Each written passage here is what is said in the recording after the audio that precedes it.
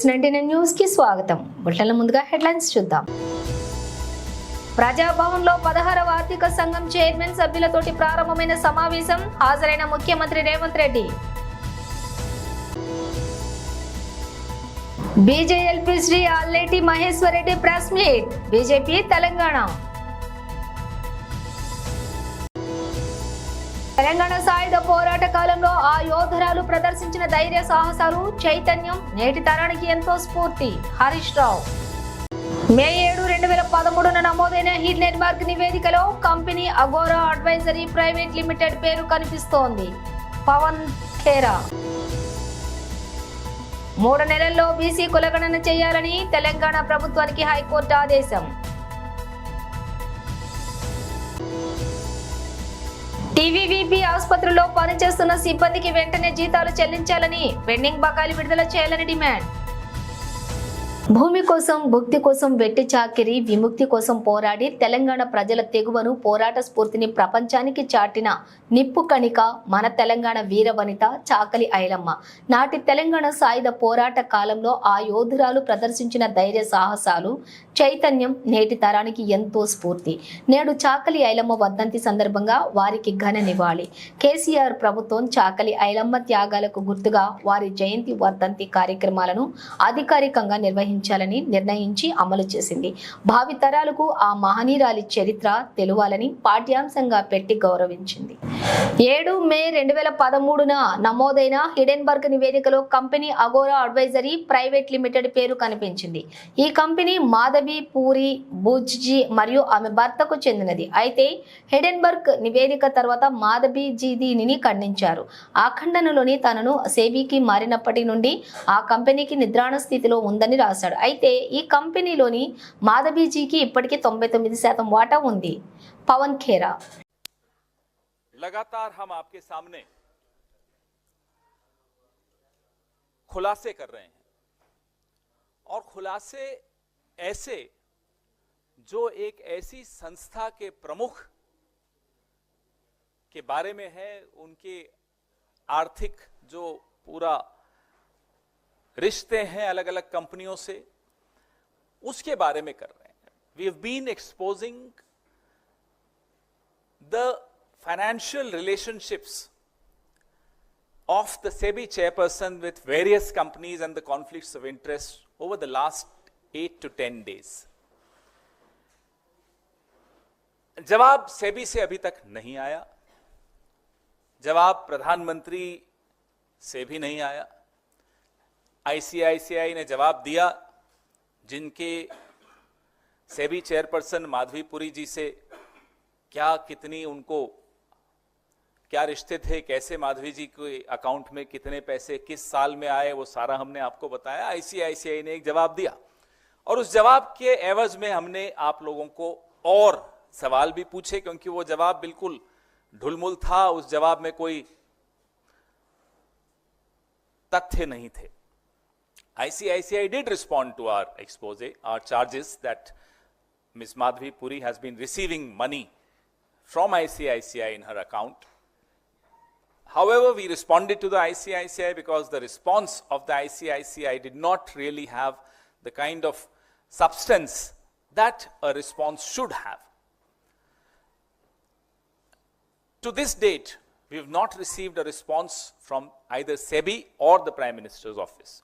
Today, we bring to you some very startling revelations. आज जो हम आपके सामने तथ्य पेश कर रहे हैं, वो आपको वाकई चौंका देंगे. हम भी चौंक गए जब इसको देखा. और आपके सामने ही फोन आया था पिछली प्रेस वार्ता में, जिस व्यक्ति ने मुझे, एक विसल ब्लोअर ने ये खबर दी थी. उसके बाद हमें 3 दिन लगे रिसर्च करने में, कागज इकट्ठे करने में.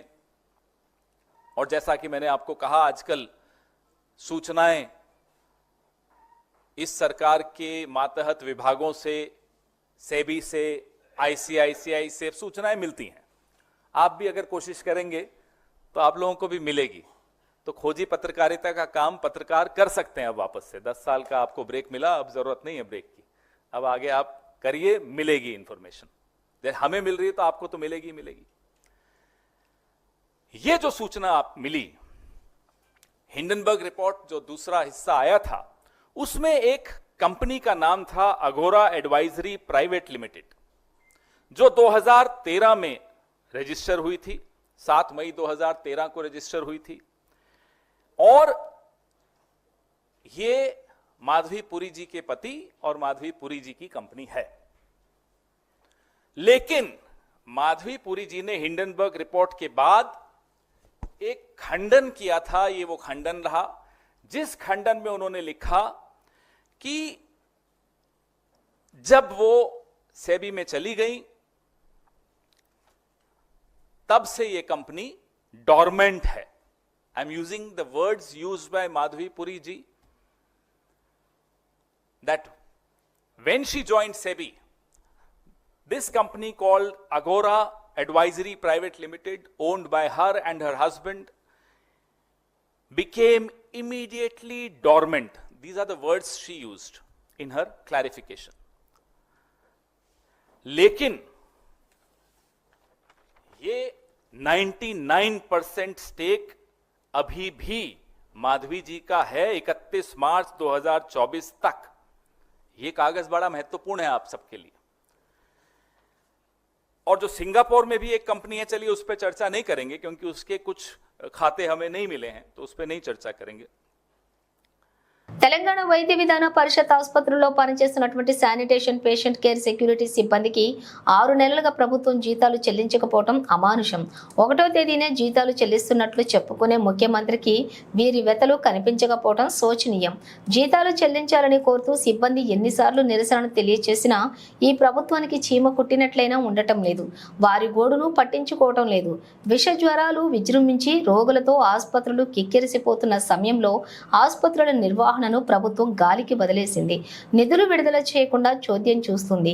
ఈ ఏడాది ఫిబ్రవరి నుంచి కాంట్రాక్టర్లకు ప్రభుత్వం బిల్లులు చెల్లించకపోవటం ఆసుపత్రి సిబ్బందికి శాపంగా మారింది. ప్రభుత్వం తక్షణమే స్పందించి టీవీపీపీ ఆసుపత్రిలో పనిచేస్తున్నటువంటి సిబ్బందికి వెంటనే జీతాలు చెల్లించాలని, పెండింగ్ బకాయిలు విడుదల చేయాలని బీఆర్ఎస్ పార్టీ పక్షాన డిమాండ్ చేస్తున్నాం. శ్రీలంక బౌలింగ్ దిగ్గజం ముత్తయ్య మురళీధరన్ తాజాగా టెస్ట్ క్రికెట్ భవిష్యత్పై ఆందోళన వ్యక్తం చేశారు. పొట్టి ఫార్మాట్ వచ్చినప్పటి నుంచి టెస్ట్ క్రికెట్ మసకబారుతోందని ఆవేదన వ్యక్తం చేశారు. ఆటగాళ్లు కూడా టెస్ట్ మ్యాచ్ల పట్ల ఆసక్తి చూపించడం లేదని, అటు ప్రేక్షకుల్లో కూడా ఈ ఫార్మాట్ పై ఆసక్తి తగ్గుతోందని చెప్పుకొచ్చాడు. ఇక తన పేరిట ఉన్నటువంటి అత్యధిక టెస్ట్ వికెట్లు 800 రికార్డును కూడా ఎవరు బద్దలు కొట్టలేరని, ఈ రికార్డు టెస్ట్ క్రికెట్ చరిత్రలో శాశ్వతంగా మిగిలిపోతుందని జోస్యం చెప్పాడు. తన రికార్డును ఎప్పుడైనా ఏ బౌలర్ అయినా బ్రేక్ చేయగలడని తాను భావించడం లేదని ఈ దిగ్గజ ఆఫ్ స్పిన్నర్ పేర్కొన్నాడు. ఇక దానికి ప్రధాన కారణం ప్రస్తుత రోజుల్లో క్రికెటర్లు పొట్టి ఫార్మాట్లపైనే ఎక్కువగా దృష్టి సారించడం అని చెప్పాడు. అందుకే తన రికార్డుకు దగ్గరలో కూడా ఇప్పటికీ బౌలర్లు ఎవరూ లేరంటూ మురళీధరన్ చెప్పుకొచ్చాడు. అటు టెస్ట్ మ్యాచ్లకు చాలా దేశాలలో వీక్షకుల సంఖ్య తగ్గుతోందని ఆందోళన వ్యక్తం చేశాడు. ఆంగ్ల వార్తాపత్రిక డైలీ మెయిల్తో మాట్లాడుతూ మురళీధరన్ ఈ వ్యాఖ్యలు చేశాడు. ప్రతి దేశం ప్రస్తుతం ఏడాదికి బహుశా 6 లేదా 7 టెస్ట్ మ్యాచ్లు మాత్రమే ఆడుతోంది. వీటిలో ఇంగ్లాండ్, ఆస్ట్రేలియా యాషెస్ సిరీస్ రూపంలో కొన్ని ఎక్కువ టెస్టులు ఆడుతున్నాయి. కానీ చాలా దేశాల్లో చాలా మంది ప్రజలు ఈ మ్యాచ్లను చూడరు. దాంతో టెస్ట్ క్రికెట్ తగ్గుతోంది అన్నారు ఆయన. ఇక మురళీధరన్ తన రికార్డును చాలా కాలం పాటు ఎవరూ అధిగమించకపోవడానికి ఒక ప్రాథమిక కారణాన్ని కూడా చెప్పాడు. ఇది చాలా కష్టం, ఎవరైనా 800 టెస్ట్ వికెట్లు అధిగమించడం. ఎందుకంటే షార్ట్ ఫామ్ క్రికెట్ ప్రాధాన్యత పెరిగింది. అలాగే మేము 20 సంవత్సరాలు ఆడాము. ఇప్పుడు క్రికెట్ కెరీర్లు చాలా తక్కువ టైంతో ఉంటున్నాయి. ఇక ఆటగాళ్లకు స్థిరత్వమే పెద్ద సమస్య. ఎంత మంచి ఆటగాడనే ఏదో ఒక సమయంలో ఫామ్ కోల్పోవడం జరుగుతుంది. ప్రస్తుతం క్రికెటర్లు తిరిగి లయన్ అందుకుని జట్టులోకి రావడం కష్టంగా మారుతోంది. అప్పటికే ఎంతో టాలెంటెడ్ క్రికెట్లు జట్టులోకి వచ్చేస్తూ ఉంటారు. అనుభవజ్ఞులుగా మారితేనే మంచి క్రికెట్ సాధ్యం అవుతుంది. కానీ ఈ రోజుల్లో ఇది చాలా కష్టం. ప్రస్తుత జనరేషన్ క్రికెట్ల నెత్తి మీద చాలా టోర్నమెంట్లు, ఇతర విషయాలు ఉంటున్నాయి అన్నీ చెప్పుకొచ్చాడు. ఇక కాగా మురళీధరన్ రికార్డును వర్తమాన క్రికెటర్లలో దగ్గరగా ఉన్నటువంటి బౌలర్లు ఆస్ట్రేలియా స్పిన్నర్ నాథన్ లియాన్ 530 వికెట్లు. ఆ తర్వాత భారత స్పిన్నర్ రవిచంద్రన్ అశ్విన్ 516. అయితే లియోన్ వయసు 36, అశ్విన్ వయసు 37 కనుక వీరిద్దరూ రిటైర్ అయ్యేలోపు మురళీధరన్ రికార్డును అందుకునే అవకాశమే లేదు. ఇక England fast bowler James Anderson ఇటీవల 704 వికెట్లతోటి రిటైర్ అయ్యారు. ఇది టెస్ట్ క్రికెట్ చరిత్రలో ఆల్ టైమ్ 3వ అత్యధిక వికెట్ల రికార్డు కావడం గమనార్హం. భారత ప్రధాని నరేంద్ర మోదీ అంటే తనకేమీ ద్వేషం లేదని కాంగ్రెస్ ఎంపీ లోక్సభలో ప్రతిపక్ష నేత రాహుల్ గాంధీ పేర్కొన్నారు. ఆయన ఆలోచన విధానాన్ని విభేదిస్తాను తప్ప ఆయనను ద్వేషించడం లేదని వివరణ ఇచ్చారు. ఈ మేరకు అమెరికాలోని టెక్సాస్ యూనివర్సిటీలో జరిగిన ఓ కార్యక్రమంలో రాహుల్ ఈ వ్యాఖ్యలు చేశారు. మోదీ ఆలోచనలు వేరు, తన ఆలోచన విధానం వేరని రాహుల్ చెప్పారు. వాస్తవానికి కొన్ని విషయాల్లో ఆయన పట్ల తనకు సానుభూతి ఉందని అన్నారు. వినడానికి ఇది మీకు ఆశ్చర్యం కలిగించవచ్చు, కానీ నిజం ఇదేనని, తనకు మోదీ అంటే ద్వేషం లేదని విద్యార్థులతో చెప్పారు. మోదీ వర్సెస్ రాహుల్ అంటూ పోల్చడం వంటి వాటితో ఎలాంటి ఉపయోగం ఉండదనేది తన అభిప్రాయమని రాహుల్ గాంధీ చెప్పారు. కాగా కాంగ్రెస్ అగ్రనేత రాహుల్ గాంధీ 3 రోజుల పర్యటన కోసం అమెరికాకు వెళ్లారు. ఇందులో భాగంగా ఆదివారం డల్లాస్లోని యూనివర్సిటీ ఆఫ్ టెక్సాస్ లో విద్యార్థులు, స్థానిక భారత సంతతి అమెరికన్లతోటి సమావేశమయ్యారు. You'll be surprised. I mean, you will be surprised, but I don't actually hate Mr. Modi. I don't. Like, I get up in the morning and okay, you know, he's got a point of view, fine.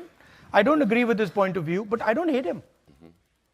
And in fact, in many moments I empathize with him. Right? So it's not that I think that he's my enemy and now I hate him and he's got to be, no. He's got a different point of view, I got a different point of view. I have empathy and compassion for what he's doing. And I think that's a much better place to be. Instead of this thing that, you know, him versus me, I don't think that's productive. ప్రస్తుతం social మీడియాలో ఇది లేదా అది అనే rapid fire challenge trend నడుస్తోంది. తాజాగా team India మాజీ cricketer Virender Sehwag కూడా Delhi premier league T20 tourney final సందర్భంగా ఈ ఛాలెంజ్ లో పాల్గొన్నారు. కొందరు ప్రముఖ క్రికెటర్ల పేర్ల నుంచి ది బెస్ట్ క్రికెటర్ ఎంపిక కోసం వ్యాఖ్యాత వీరుకు ప్రశ్నలు సంధించారు. ఈ సందర్భంగా సెహ్వాగ్ కు 3 భారత ఆటగాళ్ల పేర్లు ఎదురయ్యాయి. వారే విరాట్ కోహ్లీ, మహేంద్ర సింగ్ ధోని, రోహిత్ శర్మ.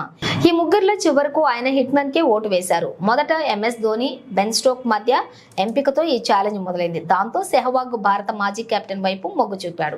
ఆ తర్వాత దక్షిణాఫ్రికా క్రికెటర్ AB డివిలియర్స్, ధోని మధ్య పోలిక వచ్చింది. ఇక దాంతో వీరేంద్రుడి డివిలియర్ ను ఎంచుకున్నాడు. అనంతరం సెహ్వాగ్ ను డివిలియర్స్, విరాట్ కోహ్లీ మధ్య ఎంపిక చేయమని కోరగా రణ్వీర్ సింగ్ ను ఎంచుకున్నాడు. ఇక ఆ వెంటనే కోహ్లీ, రోహిత్ శర్మ మధ్య ప్రశ్న ఎదురైంది. దాంతో వీరు ప్రస్తుత టీమిండియా వన్డే టెస్ట్ కెప్టెన్ ఎంపిక చేసుకున్నారు. ఇలా చివరికి రోహిత్ ని మేటి ఆటగాడిగా సెహ్వాగ్ ఎంచుకోవడం జరిగింది. ఇదిలా ఉంటే గత ఏడాదితో పాటుగా అంతకు ముందు కూడా రోహిత్ శర్మ తనదైన ఆట తీరు, కెప్టెన్సీతో జట్టును ముందుండి నడిపిస్తున్న విషయం ఆల్రెడీ తెలిసిందే.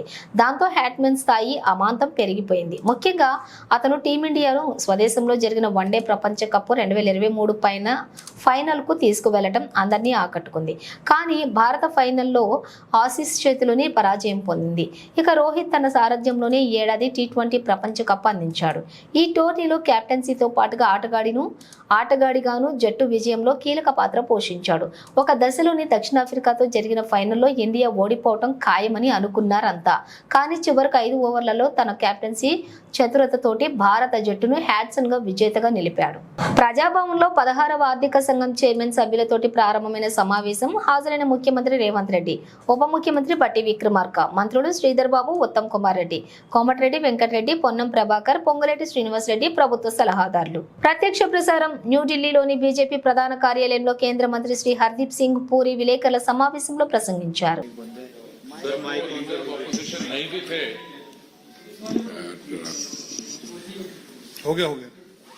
राहुल गांधी जी जब लीडर ऑफ ऑपोजिशन नहीं भी थे and he was either a private citizen और अ मेंबर ऑफ पार्लियामेंट, शब्दों का इस्तेमाल नाप तोल कर करना was never his strong point. अगर आप बैठे और जो उनके स्टेटमेंट्स हैं ओवर द इयर्स उनको कुलेट करें तो उसमें कई इंटरेस्टिंग बातें निकलती हैं. A simplistic understanding of his statements would be that शायद कुछ issues पे उनको समझ नहीं है और वो he speaks out of either ignorance or a lack of understanding or knowledge. But of late मैं देख रहा हूं कि he is not in that mode. कुछ ऐसे issues हैं sensitive which involve our national identity, our unity, the strength of our unity in diversity. इन चीजों के बारे जब वो बयान देते हैं तो मुझे लगता है कि ये एक नया किस्म का narrative which I think is a dangerous narrative उसको सेट करने की कोशिश कर रहे हैं. अब उन्होंने इस यात्रा के दौरान he obviously had RPG audience of people wearing turbans. तो out of the blue he says कि भारत में Sikh community has a certain anxiety that they cannot tie a turban, wear a turban, और कड़ा पहनने में मुश्किलात है उनको. Now I've been wearing a turban for over 6 decades, over 60 years at least, and I've been wearing a kara even for much longer after that. And I'm not only a proud Sikh, but I'm extremely proud of the fact that this government has gone out of its way to address the issues of concern to the Sikh community, and I don't think the Sikhs have felt safer and more honored than at any time in our history after 1947. And if there has been one time in our history 3 నెలల్లో BC కులగణన చేయాలని తెలంగాణ ప్రభుత్వానికి high court ఆదేశం. BC కులగణన చేయాలని హైకోర్టులో petition దాఖలు చేసిన బీసీ సంక్షేమ సంఘం రాష్ట్ర అధ్యక్షులు ఎర్రా సత్యనారాయణ పిటిషన్పై విచారించి 3 నెలల్లో బీసీ కులగణన చేసి నివేదిక సమర్పించాలని ప్రభుత్వానికి హైకోర్టు ఆదేశం. ఇక డీటెయిల్స్ చూస్తే ప్రత్యక్ష ప్రసారం BJLP Shri Alleti Maheshwar Reddy press meet BJP Telangana. మరి ఇది కాంగ్రెస్ ప్రభుత్వానికి చెంపపెట్టు లాంటిది. తెలంగాణ రాష్ట్రంలో జరిగినటువంటి ఎమ్మెల్యేల ఫిరాయింపు ఇది చట్ట విరుద్ధమని, ఎమ్మెల్యేల ఫిరాయింపు ఉల్లంఘన ఖచ్చితంగా 4 వారాల లోపల చర్య తీసుకోవాలని చెప్పి హైకోర్టు ఇచ్చినటువంటి తీర్పుని భారతీయ జనతా పార్టీ స్వాగతిస్తున్నది. ముందు నుంచి భారతీయ జనతా పార్టీ చాలా స్పష్టంగా చెప్తున్నది. మరి అదే తరాలో Bharatiya Janata Party writ petition file చేసిన దానికి అనుగుణంగా హైకోర్టు ఇచ్చినటువంటి తీర్పు చాలా చరిత్రాత్మకమైనటువంటి తీర్పు. ఇది చాలా స్పష్టంగా దీంట్లో మరి WB number 18553 of 2024 filed by Alleti Maheshwar Reddy as a floor leader Bharatiya Janata Party స్పష్టంగా మరి ఈరోజు జరిగినటువంటి ఫిరాయింపులు చట్ట విరుద్ధం అని చెప్పి చాలా స్పష్టంగా హైకోర్టు చెప్పడం అనేది భారతీయ జనతా పార్టీ పూర్తిగా స్వాగతిస్తున్నది. మరి ఈ అంశాన్ని పొన్నం ప్రభాకర్ గారు కూడా స్వాగతించడం, ఒక మంత్రిగా పొన్నం ప్రభాకర్ గారు స్వాగతించడం నేను పొన్నం ప్రభాకర్ గారికి సూచిస్తూ ఉన్నాను. దయచేసి మీ ముఖ్యమంత్రి గారికి మరియు మీ ఖర్గే గారికి కూడా మీరు ఈ అంశాన్ని సూచిస్తూ మరి ఇది స్వాగతించడమే కాదు వెంటనే అమలుపరిచే విధంగా చర్యలు తీసుకోవాల్సిందిగా కోరుతా ఉన్నాం. దీని మీద మేము సుప్రీంకోర్టు వెళ్తామనో అప్పీల్ వెళ్తామనో ఆలోచన చేయకుండా ఇచ్చిన తీర్పుని గౌరవించి, భారత రాజ్యాంగాన్ని గౌరవించి, చట్టాలను గౌరవించి మీరు ఒక స్ఫూర్తిగా నిర్వహించాల్సిన బాధ్యత మీ మీద ఉన్నదని తెలియజేస్తా ఉన్నాను. ఎందుకంటే చాలా స్పష్టంగా కాంగ్రెస్ పార్టీ గతంలో కాంగ్రెస్ పార్టీ ఎమ్మెల్యేలు ఈ రకంగా బారాస వీళ్ళ ఎమ్మెల్యేస్ ఎత్తుకపోయిన రోజు దానికి వ్యతిరేకంగా పోరాటం చేసింది కాంగ్రెస్ పార్టీ. ఇది చట్ట విరుద్ధం అని చెప్పేసి మరి గొడవ చేసిన రేవంత్ రెడ్డి గారు, వారి ఇంట్ల ముందు చావు దప్పులు కొట్టమని చెప్పినటువంటి రేవంత్ రెడ్డి గారు ఈరోజు మీరు ఈ రకంగా ప్రోత్సహించడం ఎంతవరకు సమంజసమని చెప్పి నేను అడుగుతా ఉన్నాను. మీ స్వయంగా మీ మేనిఫెస్టోలో కూడా చెప్పారు, ఇలాంటివి ప్రోత్సహించడం సరికాదు, కాంగ్రెస్ పార్టీ అధికారంలోకి వచ్చినాక చట్టాన్ని సవరించేసి ఏ ఒక్కరు కూడా పార్టీ మారకుండా చర్యలు తీసుకుంటామని మీ మేనిఫెస్టోలో చెప్పారు. అంటే మీ మేనిఫెస్టోలో చెప్పినటువంటి మీ ఏఐసిసి తీసుకున్నటువంటి నిర్ణయానికి మీరు కట్టుబడి లేకుండా, అది ఇందిరా కాంగ్రెస్ తీసుకున్న నిర్ణయము, ఇది మాత్రం కాంగ్రెస్ ఆర్ఆర్ తీసుకునేటువంటి నిర్ణయం వేరు ఉంటుందని, కాంగ్రెస్ ఆర్ఆర్ నిర్ణయానికి తెలంగాణలో ఏఐసిసికి సంబంధం లేకుండా తెలంగాణ కాంగ్రెస్ పార్టీ మా ఇష్టానుసారంగా మేము నిర్ణయం తీసుకుంటామని చెప్పి చెప్పదలుచుకున్నారా? మీరు నిజంగా ఏఐసిసి పరిధిలో ఉన్నారా? మరి ఏఐసిసి ఇచ్చినటువంటి మేనిఫెస్టోలో మీరు ఎక్కడ కూడా అమలు చేయకుండా తెలంగాణ రాష్ట్రంలో ఆర్ఆర్ కాంగ్రెస్ అధికారంలో ఉన్నదని చెప్పి చెప్పదలుచుకున్నారా? మరి అర్థం కావడం లేదు. మీరు ఒక్కసారి ఆలోచన చేస్తే హైకోర్టు ఆదేశాలు స్పీకర్ గారు వెంటనే వారి పరిధిలో ఉన్నది, వారు 4 వారాల లోపల చర్య తీసుకోమని చెప్తా ఉంటే, మరోవైపు పూర్తిగా విరుద్ధంగా మీరు నిన్న తీసుకున్నటువంటి పిఎస్సి కానీ, పిఎస్సి చైర్మన్ నియామకం కానీ, ఈరోజు మీరు ఏఐసిసి తీసుకున్నటువంటి నిర్ణయానికి విరుద్ధంగా కానీ మీరు చేసేటువంటి చర్యలకు పొంతన లేకుండా ఉన్నది. హైకోర్టు ఏదైతే ఆదేశించినటువంటి 3 ఎమ్మెల్యేలే కాదు, మిగిలిన 7 ఎమ్మెల్యేల మీద కూడా మొత్తం 10 మంది ఎమ్మెల్యేల మీద మీరు చర్య తీసుకోవాల్సిన బాధ్యత మీ మీద ఉన్నదని తెలియజేస్తా ఉన్నాను. మరి ఒకవైపు హైకోర్టు అంత స్పష్టమైనటువంటి చరిత్రాత్మకమైన తీర్పిచ్చినా కూడా ఏమీ పట్టనట్టుగా ఈరోజు రేవంత్ ప్రభుత్వము మరొక తప్పిదానికి దారితీసింది. రేవంత్ ప్రభుత్వం ఈరోజు ఫిరాయించినటువంటి ఒక ఎమ్మెల్యేకు పిఎస్సి చైర్మన్ చేయడం అంటే, ఈరోజు మీరు హైకోర్టు ఇచ్చిన తీర్పుకు విరుద్ధంగా మీరు నడుచుకున్నట్టుగానే మేము భావిస్తున్నాం. చట్టసభల్లో ఎంతో హుందతనం, ఎంతో గౌరవాన్ని భావి తరాలకు చూపించాల్సినటువంటి ఈ చట్టసభలు ఈరోజు ఈ రకంగా ఒక ఫిరాయింపుదారుడికి, మీ పార్టీలో చేరినటువంటి ఫిరాయింపుదారుడికి ఈరోజు మీరు పిఎస్సి చైర్మన్ ఇవ్వడం అంటే, ఈ పద్దుల కమిటీ అనేది ఈ ప్రభుత్వం ఖర్చు పెట్టే ప్రతి పైసా గురించి, తప్పుడు లెక్కల గురించి ప్రశ్నించేటువంటి పిఎస్సి కమిటీ ఎప్పుడు కూడా ప్రతిపక్షానికి ఇవ్వడం జరుగుతుంది. అలాంటిది గతంలో మీరు ఒకసారి గుర్తు చేసుకోండి, ముఖ్యమంత్రి రేవంత్ రెడ్డి గారు, నేను 2009 అసెంబ్లీలో మొట్టమొదటిసారిగా కాలు పెట్టినప్పుడు, అప్పుడు వైఎస్ రాజశేఖర రెడ్డి గారు ముఖ్యమంత్రిగా కిరణ్ కుమార్ రెడ్డి గారికి అడిగారు, మీరు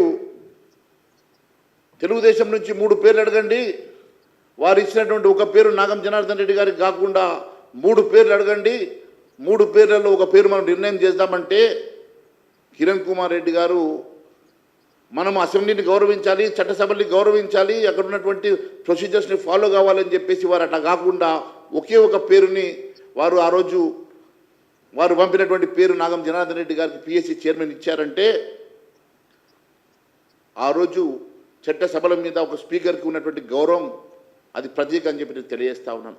అది గతంలో మీకు తెలుసు, మీరు ఆ రోజు 2009 అసెంబ్లీలో మొదటిసారిగా, నేను మొదటిసారిగా అసెంబ్లీలో ఉన్నప్పుడు మనందరికీ ఆ సాంప్రదాయం, ఒక గౌరవం చట్టసభల మీద మనకు కలిగింది.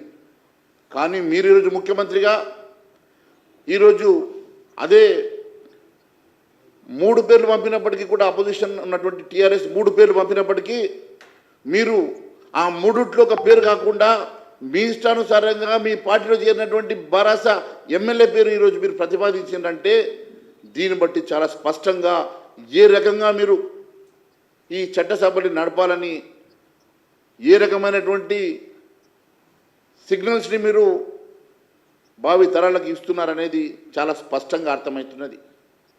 గౌరవ ముఖ్యమంత్రి గారిని నేను 2 విషయాలు అడుగుతా ఉన్నాను.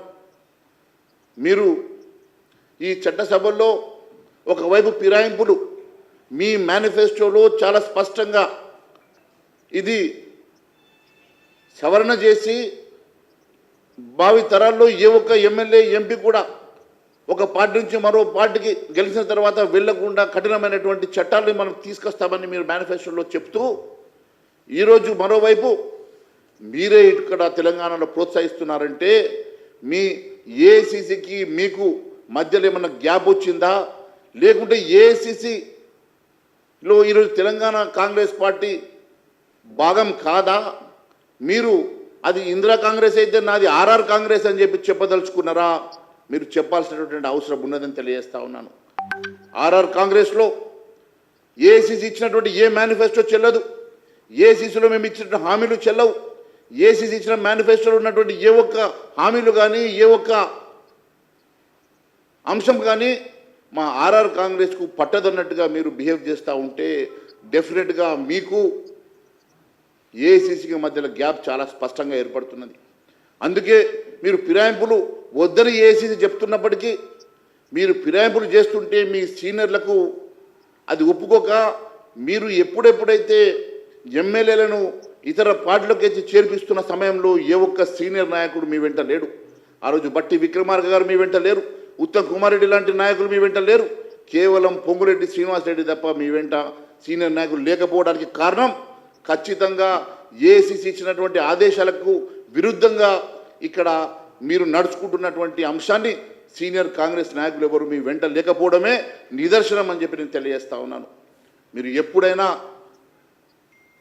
కాంగ్రెస్ పార్టీలో మీరు ఎప్పుడైనా చిచ్చు పెడతారన్న ఒక భయంతో ఈరోజు ఏఐసిసి ఈరోజు జాగ్రత్తగా నడుచుకుంటుందేమో అని చెప్పి అనిపిస్తూ ఉన్నది. నేను ఒకటి అడుగుతా ఉన్నాను, ఈరోజు ఆర్ఆర్ కాంగ్రెస్ తెలంగాణలో ఏ రకంగా నడుచుకుంటుందని చెప్పి ఎవరిని అడిగినా చాలా స్పష్టంగా చెప్తున్నారు. ఈరోజు కేవలం వసూళ్ల కోసం, కేవలం కరప్షన్ కోసం, అవినీతి అక్రమాల కోసం మాత్రమే ఈరోజు మంత్రులు పనిచేస్తున్నారు తప్ప ఈరోజు ఎక్కడ పడితే అక్కడ. బులెటిన్ ముగించే ముందు హెడ్లైన్స్ మరోసారి. ప్రజాభవన్లో 16వ ఆర్థిక సంఘం చైర్మన్ సభ్యులతోటి ప్రారంభమైన సమావేశం, హాజరైన ముఖ్యమంత్రి Revanth Reddy. BJLP Shri Alleti Maheshwar Reddy press meet, BJP Telangana. Telangana సాయుధ పోరాట కాలంలో ఆ యోధురాలు ప్రదర్శించిన ధైర్య సాహసాలు, చైతన్యం నేటి తరానికి ఎంతో స్ఫూర్తి, హరీష్ రావు. మే 7, 2013 నమోదైన హిడెన్బర్గ్ నివేదికలో company Agora advisory private limited పేరు కనిపిస్తోంది, పవన్ ఖేరా. 3 నెలల్లో బీసీ కులగణన చేయాలని తెలంగాణ ప్రభుత్వానికి హైకోర్టు ఆదేశం. టీవీవీపీ ఆసుపత్రిలో పనిచేస్తున్న సిబ్బందికి వెంటనే జీతాలు చెల్లించాలని, పెండింగ్ బకాయిలు విడుదల చేయాలని డిమాండ్. ఇవి బులెటిన్ విశేషాలు. మరో బులెటిన్తో మళ్ళీ కలుద్దాం.